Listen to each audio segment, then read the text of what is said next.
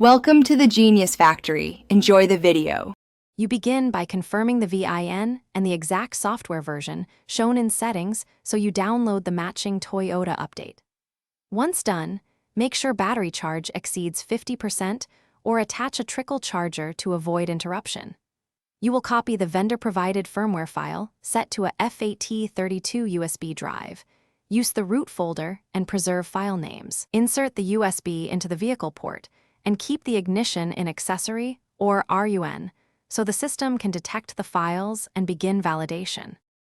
You now use the infotainment settings menu to choose software update and let the system scan the USB. When the update appears, accept any license and select the specific modules, infotainment, navigation, or ECU, so only relevant components update. You should let the process run uninterrupted. The unit may reboot several times and display progress percentages. Make sure not to remove the USB, touch the power, or open doors that could trigger shutdown. Patience here prevents corruption and ensures all modules receive complete files. You finish by checking settings to confirm version numbers and testing common functions: audio, Bluetooth, navigation, and backup camera.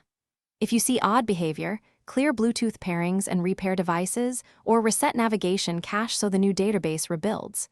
If the update aborts or shows an error code, don't panic. Document the code, try a fresh USB drive with the same files, and retry. If problems persist, call your dealer and provide the VIN and error details so they can recover or complete the flash safely. Thanks for watching. If you found this helpful, don't forget to like and subscribe.